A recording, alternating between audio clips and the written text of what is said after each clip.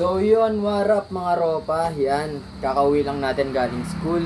At meron na naman tayo ditong dumating na Aspak worth 5,800, ayan. And mag-unbox tayo ngayon. Mga Carhartt to. And tara, check natin kung tama nga ba yung pinadala sa atin. Dahil worth 5,800 to na Aspak. Ayan. Tara.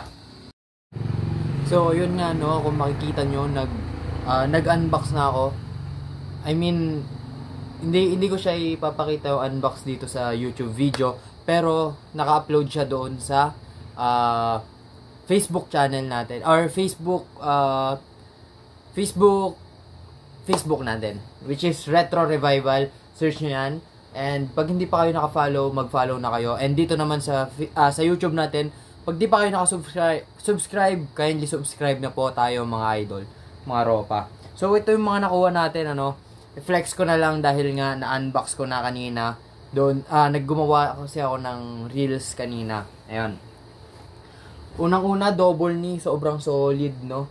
Pero may issue lang siya. Pero di ko alam kung anong gagawin ko dito, though. Siguro papatahi ko na lang. Ayan, double knee, tapos may mga, ayan, scratch or dumi. Yun, dahil nga workwear to. Workwear ang mga double knee sa ibang bansa. Ayan no guys. Ayan. Leather patch. Tapos, yun. Solid. Parang ano pa siya, army green yung kulay niya. Army green or moss green, kung anong kulay man to. Search natin mamaya to. So, pangalawa ang bunot. Ayan, meron tayo ditong Carhartt na jorts. Kita nyo naman, Carhartt yung ano nyan, Carhartt. Tapos, leather patch din, big patch, solid. Leather white patch. Di ko alam kung white talaga siya or nagbakbak lang. Pero leather white patch yung patch niya. And then, Carhartt button. Ayan. Sobrang solid. Tingnan natin mamaya kung ano yung mga issue nito. And, pang-re-resell din kasi natin to, worth 5,800 yun. And next, meron tayo ditong Carpenter. Ayan, Carpenter na Carhartt. Wala siya yung parang sabitan ng martilyo, pero ayan, meron siya yung bulsa dito. Carpenter pa rin yan. Oops. Ayan, big pocket din. Mga pocket ng Carpenter. And yan, white patch. Okay, napaka-solid. Ito naman, pwede pang pasok-pasok to, guys. Yan, pwede pang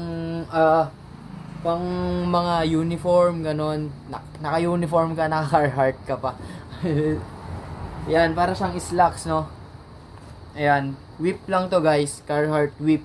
Pero ang whip is, kasi ginawa ang Carhartt noong 90s para maging, or 19 or 1800s para gawing workwear, workwear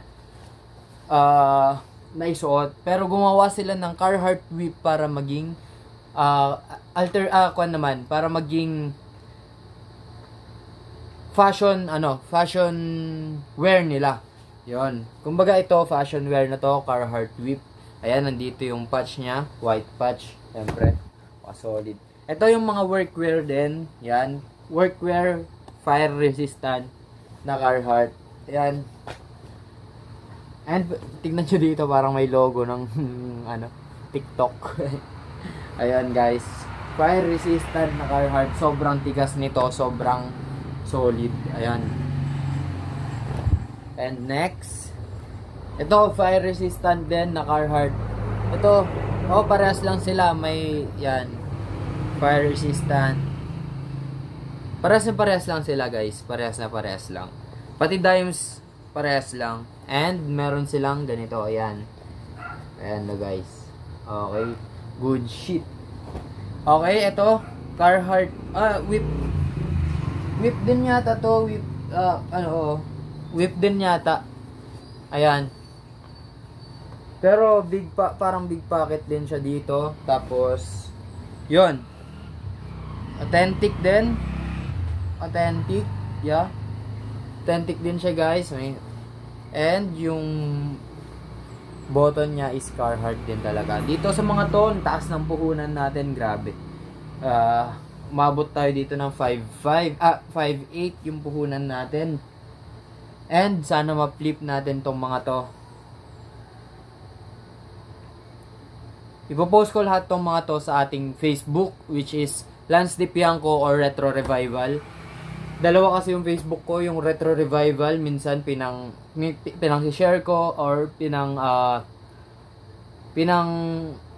pinang-reels ko. Tulad kanina, gumawa ko ng reels or ng video para i-edit natin pang reels. Ito naman kasi pang video natin to para sa YouTube, no? Okay, ako nga pala si Lance. Ayun, sana ma-flip natin dito. Ako nga pala si Lance or Retro Revival, naniniwala sa kasabihang okay lang makontento pero walang magiging progreso. Yan lang, bye-bye.